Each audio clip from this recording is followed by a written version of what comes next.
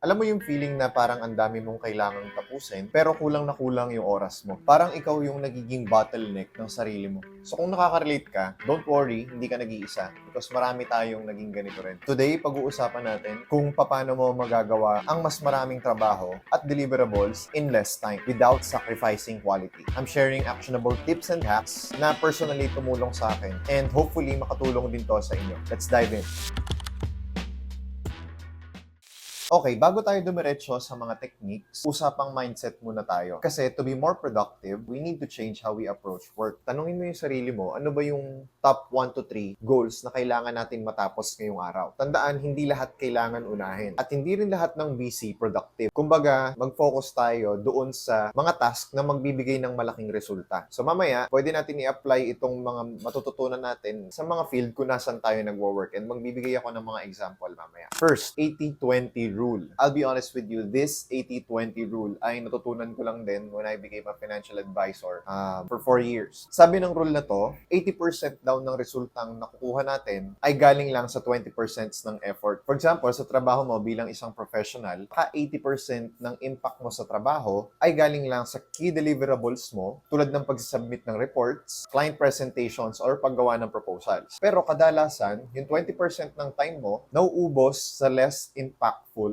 task. Katulad ng pag-organize ng email, pag-overthink ng mga formats ng documents na pwede naman nating bawasan. Kumbaga, focus on what really moves the needle. Ika nga, like meeting deadlines for big projects or pagpa-follow up ng mga high priority clients. Especially dun sa mga nasa freelancing at sa mga nasa sales or sa mga nasa business. Let go of perfectionism. Hindi kailangan na perfect na lahat, pero aim for excellence. Sabi nga nila, done is better than perfect. And meron pa ako nabasa sa isang libro, sabi niya, don't let perfect be the enemy of good. For example, kung may kailangan kang i-present na data, okay lang na maayos siya at klaro kahit hindi sobrang visually stunning. Ang mahalaga, nasagot mo yung objectives at na-deliver mo sa tamang oras. Kapag ganito yung mindset natin, mas madali natin matututukan yung mga task na talagang importante at hindi lang basta-basta busy for the sake of being busy.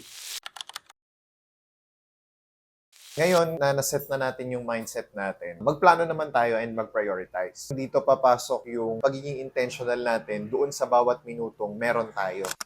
Number 1, deep work. Itong strategy na to ay isa sa mga pinaka game changer na strategy na ginawa ko nung nasa sales ako and hanggang ngayon nagagamit ko pa din siya. And not knowing na deep work pala yung tawag sa kanya. Ang ibig sabihin ng deep work ay dedicated, distraction-free focus sa mga task na talagang may malaking impact. Halimbawa, kung meron kang kailangan na tapusing report or mga sales proposal, one-pagers, maglaan ng 1 o 2 oras para sa mga deep work sessions katulad nito. Example, nung nasa sales ako, so marami kaming clients na mga kinakausap. Hindi ko namamalayan na yung deep work ko pala ay umaabot na ng 3-4 hours sa isang araw. So, ang ginagawa ko lang doon ay nagkikreate at nagde-design ng proposal para doon sa mga kliyente ko. Na hindi ko alam, deep work pala yung tawag doon. Sa mga ganitong klase ng deep work, dapat naka-off yung mga notifications natin. Hindi tayo sumasagot ng messages at hindi tayo mag-i-scroll sa social media. 100% focus lang doon sa task na yon. Ang resulta, mas magiging quality at mabilis mong natatapos yung mga deliverables mo. Paano siya gagawin? Pwede kayong mag-set ng specific time block ninyo per day. So, kunyari, 9 to 11, tapos yun yung magiging dedicated deep work mo na naka-off lahat ng notifications. Dito rin, ginagawa ng iba, nag-i-strategize sila. Paano nila aatakihin yung isang major task or project nila na may malaking resulta. Number 2, pwede nating sabihan yung mga teammates natin na itong oras na ito ay focus work natin or focus hours na para ma-identify din nila na bawal kang istorbohin sa ganong oras. And number 3, you need to identify anong oras ng araw yung pinaka-productive ka at doon mo gagawin or doon mo i-dedicate yung deep work mo. So let's say, ang pinaka-productive mong oras per day ay kunyari 6 to 8 ng gabi, something like that. Doon ka magdi-deep work. Or kung halimbawa naman, morning person ka, depende sa'yo. Ngayon, ginagawa pa rin namin ito, yung time blocking na tinatawag. So, kunyari lang, no, 9 to 11 is your deep work sessions. 11 to 12 would be for your meetings.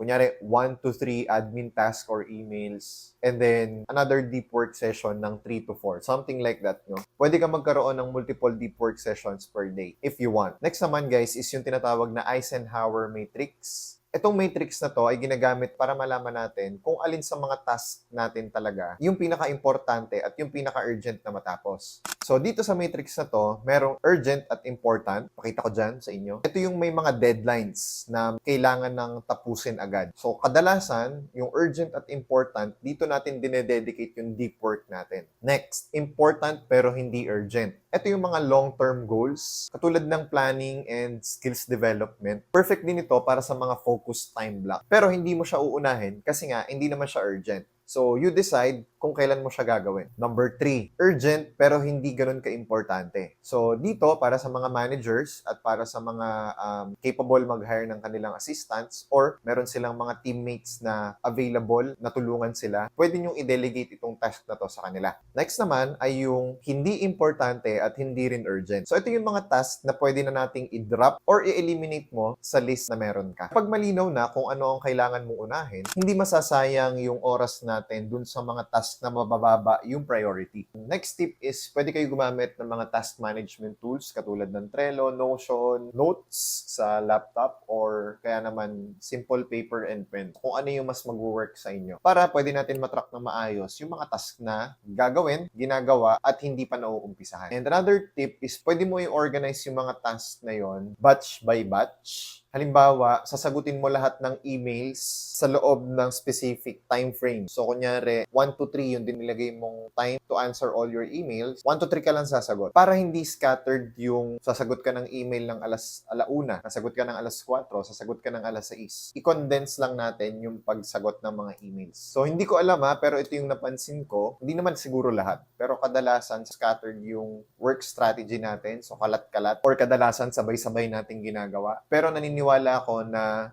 yung deep work, pati yung intentional planning, mas napapansin natin yung quality na pinoprovide natin dun sa trabaho natin. And I believe, kung gusto nating maging high performer sa trabaho or sa business, or kung ikaw naman ay freelancer, baka it's time to embrace this kind of mindset.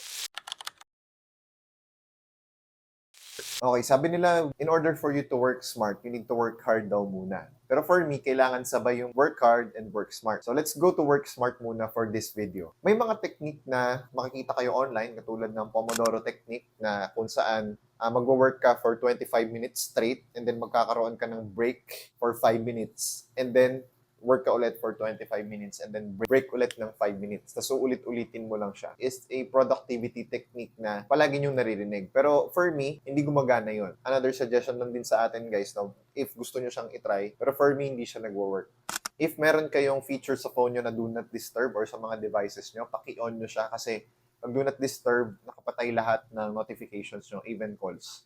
And humanap din kayo ng dedicated workspace na kung saan distraction-free. And pangatlo, I highly recommend bumili tayo or mag-invest tayo sa isang noise-canceling headphones. Pero ako, ito yung ginagamit ko, Audio-Technica ATH M40X. This is a professional monitor headphones. Ginagamit ko kasi sa video editing. Sobrang helpful sa akin nitong headphones na to kasi mas nakakapag-focus din ako sa work ko kung hindi naman video editing yung task na ginagawa ko. Overall, wala siyang mic, guys. Invest kayo sa magandang headphones. Pangatlo, look for tools and aralin natin yung automations ng mga tasks natin. So, Grammarly, kung gusto nyo i-check yung mga grammar, meron ChatGPT dyan. I highly recommend na gamitin natin lalo si ChatGPT. Gamitin natin siya as our assistant. So, para mas mapabilis yung trabaho natin. Pang-apat is the 2-minute rule. Kung meron tayong task na kaya nating tapusin in just 2 minutes, gawin agad. Number 5, katulad na nabanggit ko kanina, kailangan natin i-identify kung kailan tayo pinaka-productive. Umaga ba or gabi? I know guys that productivity is important pero kailangan din natin alagaan yung sarili natin. Kasi kung laging go, go, go, baka ma-burnout. So ito yung mga tips na nag-work sa akin kung paano maging balanse. Number 1, important, take breaks. Yung pahinga, hindi yan sayang. In fact, pwede makapag-boost ng productivity natin if well-rested tayo. Para lang ma-reset mo yung mind mo and energy. Number 2, set boundaries. It took me years bago ko ma-realize yung hindi dapat lagi nag-yes sa mga task na binibigay sa atin or sa mga invites na meron sa atin. Kasi nung fresh grad ako, syempre pasok ka sa workforce, fresh grad. Go, go, go ka eh. So parang ang taas ng energy mo, excited ka mag-work, and then so lahat ng trabaho tinatanggap mo. Hindi pala ganun dapat. So kailangan pipiliin mo lang din yung trabahong tatanggapin mo. Ang tawag sa ganung ideology is being an essentialist. So taking what is only essential sa'yo, kung ano yung makakatulong talaga sa'yo. And with this, at yung taong nakapaligid sa'yo ay mas ire-respect ka lalo. At yung boundaries mo sa kanila. Number 3, celebrate small wins. Huwag natin hintayin yung mga big achievements para ma-feel good tayo. At the end of the day, yung mga small wins talaga yung nagmamatter eh. Kasi ito yung magtutuloy-tuloy ng momentum mo in hitting bigger goals. Sa video na to guys, natutunan natin lahat ng mga productivity techniques and tips na pwede nating magamit sa work natin or kahit sa daily life natin. So, ito yung tatlong pinaka-importanting concept na shinare ko sa inyo. Number 1 is prioritize. First, identify the most important task of the day using the Eisenhower matrix na nabanggit ko kanina. Makakatulong ito kung paano tayo mas magiging productive at paano natin ipa-prioritize yung mga task na may mga malalaking impact talaga. Focus on time blocking. Set clear time blocks with the tasks that you have. Katulad ng mga deep work na nabanggit ko kanina. Nakatulong din siya for me to stay sharp para hindi ako masyadong ma-overwhelm dun sa mga tasks na meron ako. Number 3 is to really eliminate all the distractions that you have para totoong maging focus tayo doon sa trabaho. And hindi ko alam kung anong magiging resulta nitong mga tips na to sa inyo. So, please let me know kapag na-try nyo na siya. Tandaan, hindi lang palaging work hard. Dapat matuto rin tayo to work smart. And kung helpful ang video na to guys, please palike naman and mag-comment din kayo and ma-appreciate ko at try natin sagutin yung mga comments ninyo. And please guys, no, pa-subscribe kasi malaking tulong yon sa channel na to for me to continue creating these kinds of contents moving forward. And kung meron man kayong mga strategies na effective sa inyo, paki-comment na rin sa baba so that matry din ng mga iba pa nating friends and audiences na naghahanap ng mga strategies kung paano maging productive. So ayun muna ngayon mga boss. Thank you for watching and see you on the next one. Bye-bye!